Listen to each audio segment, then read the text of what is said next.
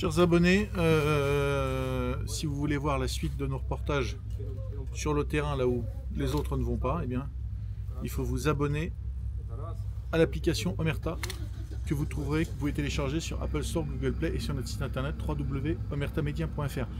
YouTube, c'est bien, c'est du gratuit, mais le cœur du travail d'Omerta, c'est les grands reportages, les grands formats, l'exclusif, et ça, ce ne sera jamais sur YouTube. Abonnez-vous à l'application.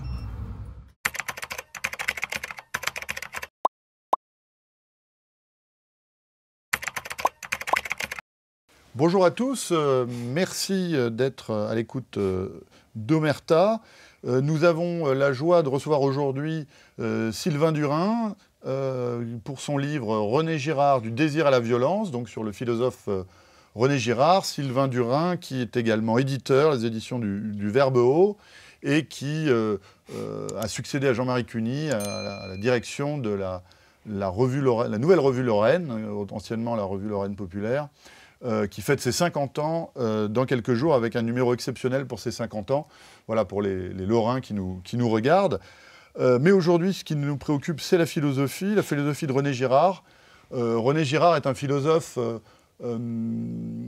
finalement encore assez peu connu en France, pour une simple raison, c'est qu'il est très connu aux États-Unis, puisque les Américains ont eu cette chance de l'avoir comme professeur à Stanford et de s'intéresser à sa pensée critique, là où, en France, nous étions encore sous les scories d'un certain marxisme ou d'un certain existentialisme qui empêchait d'autres formes de philosophie d'exister.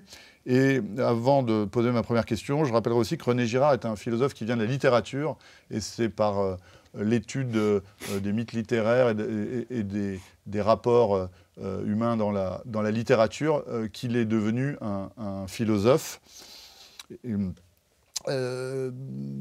Premièrement, cher Sylvain Durin, pouvez-vous nous présenter un peu plus la biographie de René Girard pour permettre à ceux qui nous regardent de mieux le situer dans l'histoire du XXe siècle et dans l'histoire des idées? Bien sûr, et merci déjà Jérôme de votre invitation. Donc René Girard, nous fêtions l'année dernière le centenaire de sa naissance. Donc il est né le 25 décembre 1923 d'un père qui s'appelle Joseph. Vous me direz que ça ne s'invente pas, un 25 décembre avec un père qui s'appelle Joseph.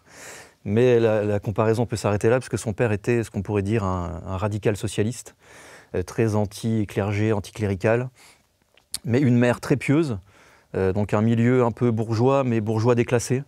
La période étant très particulière de l'entre-deux-guerres. Son père était tout de même conservateur du musée des papes, ce qui a permis à René Girard d'avoir accès à une littérature, en Avignon tout à fait, à une littérature absolument grandiose. René Girard lit des auteurs absolument obscurs dès l'âge de 16 ans, et il en retient quelque chose. Par exemple, il lit Tertullien, je crois, à ses 17 ou 18 ans, et il arrive à en retenir quelque chose et à en tirer des conclusions. Donc il avait déjà un esprit un peu brillant. C'était aussi quelqu'un qui était, dans sa jeunesse, assez dilettante, qui avait une santé fragile, qui est retiré de l'école. Donc c'est sa mère qui va mener son instruction et son éducation. La petite anecdote, sa mère, par exemple, pouvait citer Dante dans la langue d'origine à ses enfants. Vous voyez, donc on est quand même dans un niveau culturel très élevé. Et ensuite, René Girard, par le biais de son père, le truchement de son père, son père l'inscrit à l'école des Chartes. Il n'est pas très assidu, c'est un peu une école buissonnière. Il souffre beaucoup aussi du froid et de la faim. À Paris, donc remettons dans le contexte, encore une fois, pendant la guerre. Donc il a une santé toujours fragile. On sait maintenant, grâce à la biographie de Benoît Chantre qui est sortie fin d'année dernière, que finalement c'est pas vraiment lui qui a écrit son travail de fin d'études, c'est plutôt son père qui a rédigé ce travail. Et en fait, la grande chance de René Girard, c'est qu'il va décider de partir finalement de son cocon familial et de son cocon avignonnais pour les États-Unis assez tôt, et devenir professeur d'abord de littérature. Avant Stanford, il est dans d'autres universités, donc professeur de littérature aux États-Unis. Mais les Américains lui disent « Écoutez, vous avez l'air très intelligent, mais chez nous, il faut travailler. Donc il va falloir que vous produisiez des critiques littéraires. » Et il se met vraiment là à devenir le René Girard intellectuel, et à écrire des critiques littéraires, ce qui donnera la naissance à son premier livre, qui sort en 1962, sur justement la critique littéraire de 5 grands auteurs. Il prend Dostoïevski, Stendhal, Flaubert, Proust. Et le dernier me reviendra peut-être après. Et il va proposer une nouvelle grille de lecture de la littérature en disant la chose suivante: quand je lis ces grands romans, j'ai en face de moi toujours la même figure, la même forme, la forme du triangle, le fameux triangle amoureux. Et il en conclut que, une chose très très novatrice pour l'époque, que notre désir ne nous appartient jamais. Il est toujours la copie, l'imitation du désir d'un autre sur une femme ou un objet quelconque, et que cette imitation va créer donc du désir mimétique, c'est le grand premier concept de René Girard, et qui va mener ensuite, mais ce sera peut-être l'objet d'autres questions, vers potentiellement une rivalité mimétique. Et ensuite, il s'intéressera à l'anthropologie, il va remettre son concept de désir mimétique dans l'anthropologie, il mettra 10 ans pour sortir son deuxième livre, La violence et le sacré, où là il étudie plutôt les communautés primitives, et il montre de manière absolument novatrice, encore une fois, que dans les communautés primitives, ce désir mimétique est vraiment foisonnant, et qu'à un moment donné dans l'histoire de cette communauté, ou de cette tribu, ou de cette nation, ça marche dans tous les groupes humains, il y a ce qu'il appelle une indifférenciation des rôles, et cette rivalité mimétique mène à la désignation d'un bouc émissaire. C'est ça vraiment le grand apport de René Girard, et par le sacrifice de ce bouc émissaire, la société va revenir dans des choses plus ordonnées, et on passe du chaos à l'ordre. Et ensuite, le troisième grand champ d'action intellectuelle de René Girard, c'est la théologie, ce qui lui vaudra beaucoup de problèmes, puisqu'il n'est pas forcément toujours en accord avec la doctrine officielle de l'Église, où il va mettre son concept de désir mimétique en lisant la Bible, les textes bibliques. Donc là, on a les trois champs vraiment d'action intellectuelle de René Girard. Surtout que la question du bouc émissaire est au cœur de la Bible, depuis le sacrifice d'Abraham jusqu'à la crucifixion. Absolument. Et ce que dit René Girard, notamment dans son livre « Des choses cachées depuis la fondation du monde », 1983 de mémoire, la sortie du livre, c'est le livre qui va le faire connaître en France, grâce à des gens comme Michel Serres notamment, qui vont vraiment l'imposer sur les plateaux télé, etc. Il va dire que le sacrifice du Christ n'est pas un sacrifice. Il dira, et après il changera d'avis évidemment, on pourra en parler après, que le sacrifice du Christ ne peut pas être un sacrifice, puisqu'on appelle sacrifice tous les sacrifices de l'Antiquité, les sacrifices humains, les sacrifices animaux. Et là, il faut vraiment comprendre que René Girard est d'abord un critique littéraire, et que pour lui, le même mot ne peut pas avoir deux sens différents. Et c'est grâce, j'en parle dans le livre, au truchement d'un abbé, l'abbé Schwager, qui était un abbé jésuite allemand, avec qui il aura une correspondance que j'ai pu me procurer en Allemagne, parce qu'il n'est pas édité en France. Et cet abbé va lui faire comprendre petit à petit que oui, le christianisme est évidemment une religion sacrificielle, avec le vrai sacrifice du Christ qui met fin justement à toutes les autres formes de sacrifice. Voilà, donc il y a toute une évolution en fait. Le cycle des sacrifices. Exactement. Il y a toute une évolution dans la pensée de René Girard, c'est-à-dire que si vous prenez un livre un peu au hasard, vous allez pouvoir critiquer de manière très rude une certaine partie, mais René Girard a une évolution quasiment dans tous ses livres. Et fin des années 90, 1999, il sort « Je vois Satan tomber comme l'éclair ». Et l'année d'après, il sort un autre livre où là, il revient sur beaucoup de choses. Il dit, effectivement, je me suis trompé, il faut reprendre l'Épître aux Hébreux, par exemple, qui explique bien que le Christ vit un sacrifice, un vrai sacrifice, et le seul sacrifice parfait, et que les autres formes de sacrifice, c'était des sacrifices imparfaits. Oui, ce que vous dites est très intéressant, parce que ça montre bien que la pensée de René Girard n'est pas une pensée fixe et fixée dès l'origine, mais qu'elle a été jusqu'à sa mort, donc... dans quelle année? En 2000... vers les années 2015 à peu près. Oui, voilà, 2000, oui. Et bien, sa pensée a évolué. Constamment, oui. Et c'est une pensée en perpétuelle ébullition. Alors vous-même, d'ailleurs, comment avez-vous découvert l'œuvre de René Girard? Qu'est-ce qui vous a immédiatement intéressé chez cet auteur? Alors moi, j'ai découvert René Girard il y a une dizaine d'années, quand je travaillais sur mon livre « Ce sang qui nous lie », où j'étudiais la place du père à travers les âges. Et j'arrivais à une forme d'aporie, si vous voulez, c'est que je me rendais compte que, contrairement à ce que j'entendais dans les médias, dans les sociétés où le père était vraiment présent, finalement, la société était plutôt en paix. Et quand les sociétés étaient plutôt matriarcales, il y avait quand même beaucoup de violence. Et à un moment donné, mais je n'avais pas les termes à l'époque, il y avait cette désignation du bouc émissaire. Et j'étais bloqué dans l'écriture, dans le travail de mon livre, donc je ne pouvais pas le sortir en l'état. Et je ne sais plus comment je tombe sur le livre La violence et le sacré. Et là, pour moi, ça a été comme une déflagration, en fait, parce que René Girard me donnait la solution à cette aporie, qui n'en était plus une pour le coup, et il me montrait bien qu'en fait, c'était la désignation d'un bouc émissaire qui faisait sortir la violence du tous contre tous vers le tous contre un, et que grâce à cette désignation du bouc émissaire et ce sacrifice rituel, la société pouvait retrouver un ordre. Et c'est ce qui m'avait permis à l'époque de proposer le concept de matriarcat sacrificiel. Donc c'est comme ça que j'ai découvert René Girard. Ensuite j'ai tout lu, tout ce qui était publié en français en tout cas. Alors j'ai tout relu pour le livre et j'ai lu aussi les livres qui avaient été écrits sur lui, parce qu'il y en a beaucoup, pour ne pas faire trop de redites sur ce qui a déjà été dit et écrit sur René Girard. Et pour moi, c'est un des grands génies vraiment du siècle dernier. Enfin, on peut donner un exemple. Moi, j'adore les autodidactes. Pourquoi ? Parce qu'ils ont parfois des intuitions. Alors une intuition, ça peut mener vers tout et son contraire. Mais par exemple, l'intuition du désir mimétique, à l'époque, les scientifiques ne connaissaient pas encore les neurones miroirs, par exemple. Et ça a été validé par la science. 1983 à Parme, dans un laboratoire scientifique, sur des singes, je crois, à l'époque. Les scientifiques découvrent un peu par hasard ce que sont les neurones miroirs et contactent René Girard. Et René Girard se rend compte que la science prouve que notre désir ne nous appartient pas, mais est l'imitation du désir d'un autre. Et il y a eu plein de fois comme ça dans la carrière de René Girard où la science vient prouver ce que disait René Girard. J'ai un autre exemple qui me vient en tête, si vous voulez que je vous le dise maintenant. Oui, Dans une autre grande intuition dans La violence et le sacré, c'est ce qu'il appelle la crise sacrificielle. C'est ce moment où ce désir mimétique se transforme en rivalité mimétique. Il y a une indifférenciation des rôles, aucune hiérarchie, et l'autorité a disparu, et donc il y a un sacrifice qui va s'opérer. Et bien dans les dernières découvertes qui datent de juste avant sa mort, peut-être 1 ou 2 ans avant sa mort, je crois 2014, quelque chose comme ça, on a découvert en Turquie actuelle 2 villages, un qui s'appelle Çatalhöyük et l'autre Göbekli Tepe. Vous m'excuserez pour la prononciation s'il y a des turcophones. Et on s'est rendu compte dans ces villages qui datent de moins 12 000 qu'effectivement, ils ont retrouvé par plein de choses, je raconte ça dans une conférence pour ceux qui sont intéressés, que effectivement la théorie de René Girard sur la pratique du sacrifice comme étant facteur de culture, eh bien, était réelle. Et on a prouvé ça par l'archéologue qui s'appelle Jan Oder et qui a appelé René Girard à l'époque en disant « là, ce qu'on a découvert, on ne comprend pas, venez nous aider à comprendre ce qui s'est passé ».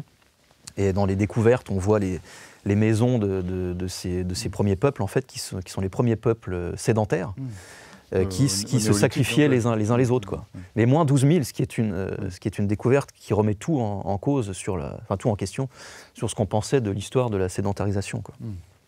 Donc, en fait, ce livre, c'est le moyen pour vous de payer une dette intellectuelle. Absolument. C'est absolument une des premières raisons qui m'a poussé à écrire ce livre, c'est que j'avais une dette envers René Girard.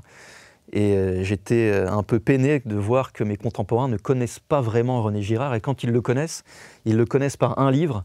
Et je comprends qu'il faut du temps. Moi, j'ai mis 10 ans pour lire René Girard. Et mon livre est un peu hybride. C'est-à-dire que si vous ne connaissez pas René Girard, vous pouvez découvrir vraiment toute l'évolution de sa pensée à travers ces 5 ou 6 livres majeurs.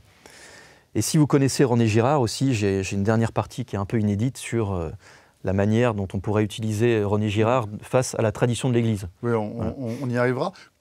J'ai évoqué ça en introduction, mais comment est-ce qu'on peut expliquer le relatif effacement, ou est-ce que vous avez des précisions sur la difficulté qu'a eu René Girard pour être prophète en son pays, c'est-à-dire en France, là où il était très disputé dans les universités américaines, où finalement il a réalisé l'essentiel de sa carrière. Oui, mais je pense qu'il y a une part de chauvinisme de l'époque, il faut remettre dans le contexte. On avait aussi des grands intellectuels qui ont mené au wokisme actuel d'ailleurs. Et il faut aussi bien comprendre une chose, c'est que dans cette période qui était vraiment très très matérialiste, René Girard nous fait de l'anthropologie religieuse. Et il nous parle de religion à chaque fois, même dans son premier livre, il parle de conversion. Dans son premier livre sur la littérature, il dit que quand on dépasse le fait d'imiter le désir d'un autre, on entre dans une forme de conversion métaphysique et de conversion religieuse. Donc ça, dans l'université des années 70, vous imaginez bien que c'est très mal vu et que c'est très compliqué. Alors, est-ce qu'on peut dire que René Girard est un penseur chrétien, même si effectivement on peut penser avec Heidegger qu'il n'existe pas de philosophie chrétienne et que la philosophie a son ordre propre. Mais est-ce que René Girard est quand même marqué par à la fois son héritage familial ou national, le catholicisme en France, et comment est-ce qu'il a été reçu parmi les intellectuels chrétiens de son époque, ou ceux d'aujourd'hui? Alors je pense que finalement, on peut le dire que René Girard était une sorte d'intellectuel chrétien, avec beaucoup de problèmes. Quand, dans les années 80, les théologiens ont commencé à s'intéresser à sa pensée, parce que ça devenait compliqué de faire comme s'il n'existait pas, Il y a eu beaucoup de débats, notamment avec des théologiens qu'on mettrait plutôt dans le rang moderniste, comme Urs von Balthasar par exemple, qui au départ était assez dédaigneux sur René Girard et qui s'est quand même ravisé en disant que finalement sa théologie de la croix était quand même intéressante.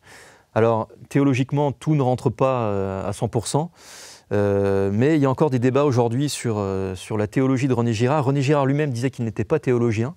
Dans sa correspondance avec le fameux abbé Schwager, disait qu'il propose des choses et c'est aux théologiens de trancher. Dernièrement est sorti un livre d'un abbé qui s'appelle l'abbé Jean de Massiat, qui a un très bon livre sur la doctrine du sacrifice, voilà, et qui parle de René Girard et qui le critique de manière... Donc sa théologie du sacrifice qui est parue aux éditions Teki. Exactement, qui est un très bon livre que je recommande pour avoir vraiment une vision claire sur la doctrine du sacrifice. Et qui parle de René Girard, alors je ne sais pas s'il a tout lu, mais il explique aussi une forme de repentance, entre guillemets, de René Girard qui revient sur ses erreurs. Et je pense, pour ma part, que dans le monde actuel, René Girard peut être une belle porte d'entrée sur la question de la religion dans le grand sens du terme, et sur une espèce de porte d'entrée vers l'Église. En vision large. Comme René Girard est un génie, tout le monde peut prendre ce qu'il veut. Mais je pense vraiment que ça peut être une bonne porte d'entrée pour une conversion, quelqu'un qui se pose des questions sur la foi, sur le baptême, sur la confirmation, ce genre de choses. Puisque René Girard lui-même s'est converti par son travail. Il nous explique bien ça, c'est qu'il se convertit à chacun de ses livres vers le catholicisme. Et on sait de sources sûres maintenant qu'il finit sa vie en tant que catholique plutôt traditionnel. Alors justement, quelle est sa vision de la religion catholique? Nous sommes dans une période où la religion catholique ne va plus de soi pour beaucoup de Français. Quel éclairage, vous-même qui vous intéressez beaucoup aux questions religieuses, quel est le principal éclairage que vous avez retenu du regard de René Girard sur la religion, et sur la religion catholique en particulier? Alors la période intéressante, c'est la période du Concile Vatican II, où notamment dans cette correspondance avec l'abbé Schwager, où René Girard a bien conscience qu'il y a un problème dans le clergé, de manière générale, qui, entre guillemets, ne fait pas bien son travail. Donc il n'est pas vraiment ni pour ni contre le Concile. Il a une grande peur dans ce Concile, c'est un nouveau schisme. Il faut bien penser que René Girard va être vraiment prisonnier de son concept de mimétisme, ce qui est tout à fait compréhensible quand on a écrit autant une œuvre si conséquente. Et sa peur, c'est que ce qu'il appelait le lefévrisme crée le schisme, en fait, et que le côté traditionnel disparaisse de Rome. C'est des sujets très, très contemporains actuellement. Hein, donc, oui, et puis dans l'histoire de l'Église, il a pu voir la rivalité mimétique avec l'orthodoxie, puis avec le protestantisme. Exactement, il a été beaucoup lu par les protestants et les orthodoxes.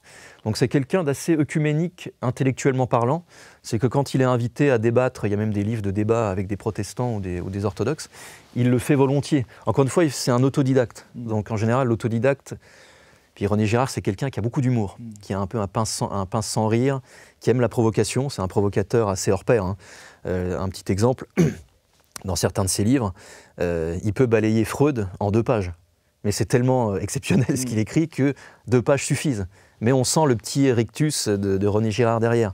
Mais il aime ça, il aime le débat, il aime la confrontation. Et je pense qu'il a dû lui-même se poser beaucoup de questions sur vers où aller, le protestantisme, l'orthodoxie, etc. Mais il va vraiment vers la tradition catholique et sa culture, je dirais, de base, quoi. C'est peut-être plus simple d'être un philosophe catholique aux États-Unis, où le rapport au religieux est plus facilement accepté, que dans l'université française du post-mai 68. Alors lui ne dit pas ça dans ses correspondances. Il se sent même assez en danger. Il a peur de perdre son poste. Parce qu'il voit bien que ses collègues à l'époque n'apprécient pas trop cette histoire d'anthropologie religieuse en disant « mais on ne parle plus de religion, ça ne sert plus à rien, il n'y a plus que le sujet qui est intéressant, tout ce qui est matériel, etc. » Et il dit bien à cet abbé Schwager, j'en parle dans le livre, que le contexte dans lequel il travaille à Stanford est très très compliqué, très très matérialiste, et qu'il est vu un peu comme un peu le Frenchie, un peu trop philosophe, un peu trop éthéré comme ça, et qui, bon, c'est un peu drôle, mais il a tellement de succès. Il faut bien se rendre compte qu'il a tellement de succès, il y a tellement d'étudiants qui veulent aller à ses cours, que les États-Unis ont aussi ce côté un peu pragmatique de dire, bon, lui, c'est un génie, on le prend, évidemment, et on le met quand même en avant. Mais il a eu peur de la chasse aux sorcières. Hein. Il en parle souvent d'être expulsé de Stanford. Parce que dans la critique générale américaine, il est classé parmi les penseurs de ce qu'on a appelé la French Theory, avec des penseurs qui n'ont pas grand-chose à voir avec lui. Oui, totalement. Derrida. C'est quelque chose que je pense régler dans le livre. Oui. Il est plutôt un penseur qui déconstruit les déconstructeurs en réalité.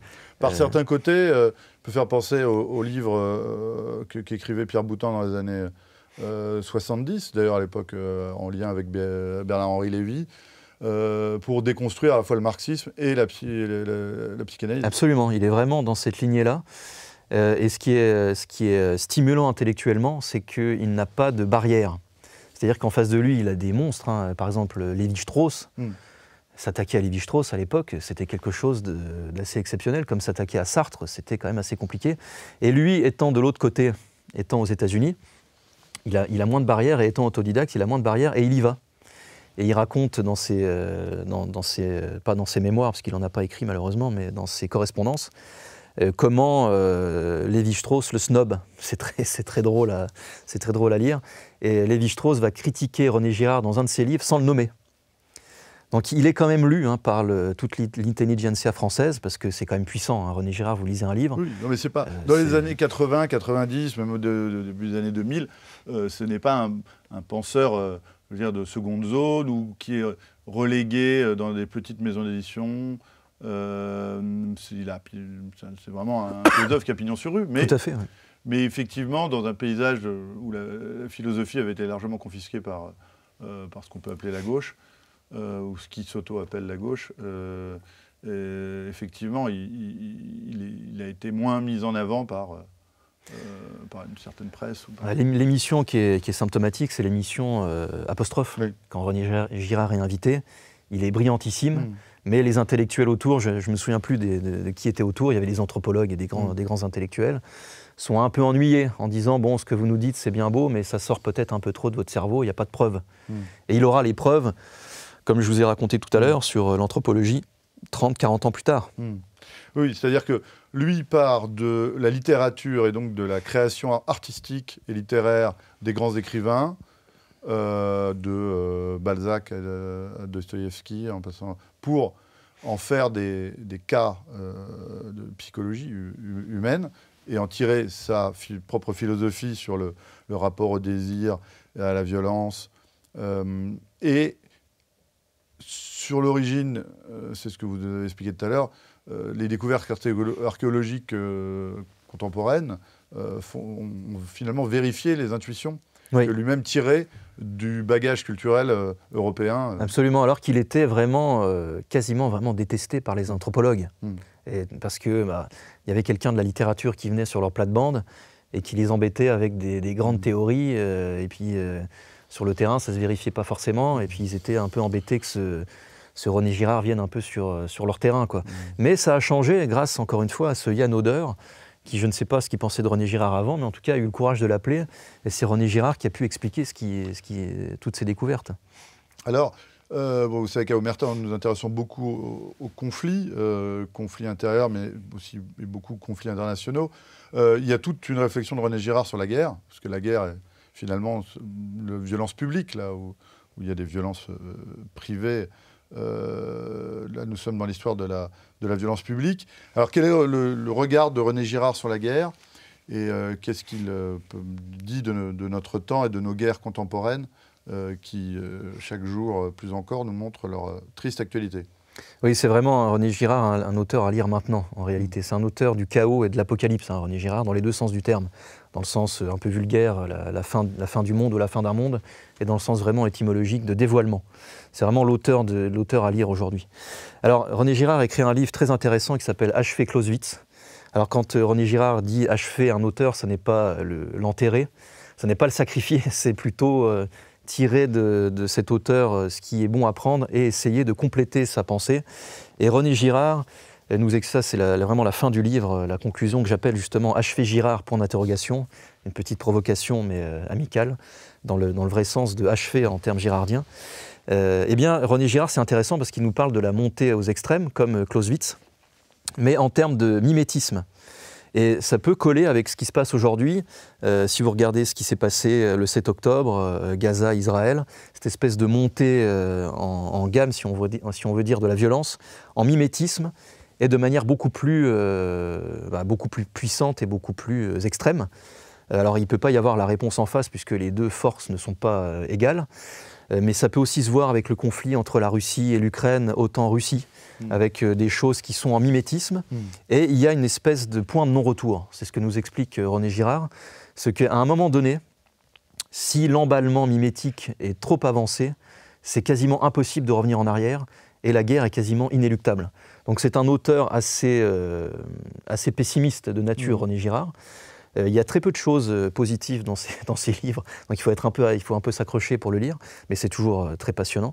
Donc que ce soit dans des petits groupes humains ou dans des choses plus internationales, le mimétisme est toujours très important. Dans une élection, ça marche très bien aussi. Si vous regardez les processus électoraux, quand vous avez une présidentielle, que ce soit en France ou aux États-Unis, il y a un mimétisme qui s'opère. L'exemple qui me vient en tête tout de suite, c'est que Donald Trump se fait tirer dessus.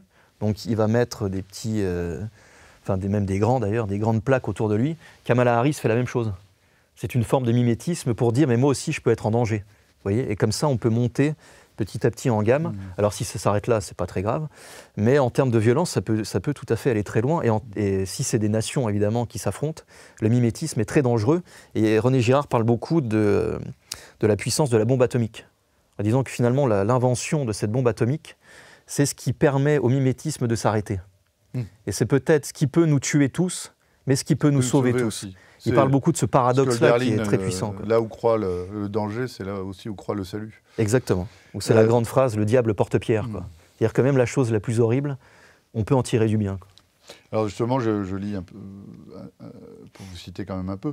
Donc, en clair, pour notre bonheur ou notre malheur, nous sommes dans un monde où la guerre et la paix se ressemblent, où l'Apocalypse, dans son sens premier, qui évoque un dévoilement, l'emportera quoi qu'il arrive, tels deux mouvements qui courent main dans la main, la guerre et la paix désirent au fond la même chose, la fin des temps.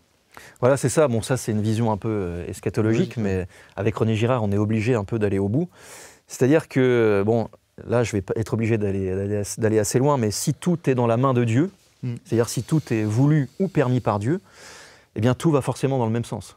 Et j'ai écrit le livre avant la cérémonie des Jeux Olympiques, et la cérémonie des Jeux Olympiques m'a confirmé dans cette idée. Pourquoi ? Parce que la cérémonie des Jeux Olympiques, j'en avais parlé chez vos confrères de Toxin, c'est une forme de satanisme dévoilé, qui est très clair, enfin, tous les symboles sont là. Mais quelle est la conclusion quelle est la finalité de cette cérémonie ? Eh bien, ce sont des gens qui m'ont contacté et qui m'ont dit « Monsieur Durin, j'ai écouté votre critique et finalement... ça m'a ramené à l'église, ça m'a ramené à la foi, ça m'a ramené à la prière. » C'est-à-dire que ces gens-là sont même allés plus loin, ils ont eu un résultat meilleur que beaucoup de gens qui peuvent prêcher, beaucoup d'abbés par exemple qui peuvent prêcher les dimanches et qui ont du mal à ramener des fidèles. Vous voyez ? Donc tout va finalement un peu dans le même sens. Alors là c'est très minoritaire, j'en ai bien conscience. Mais il faut essayer d'avoir cette vision un peu d'espérance quand même. Et je pense que ça fonctionne bien. Je pense que ça fonctionne très bien comme ça. Alors pour finir sur une note philosophique, on sent parfois une certaine parenté entre René Girard et on pourrait dire peut-être cette vieille tradition française du jansénisme ou de l'intérêt pour la question de la prédestination. Justement, quelle est la part de liberté humaine avec cette vision d'un désir mimétique qui serait, pour revenir aux Jeux Olympiques, une partie de tennis de table, où est la liberté humaine dans ces interactions qui peuvent emballer, malgré justement la liberté de l'homme, qui peuvent emballer pour aller jusqu'à la guerre, voire à la destruction radicale.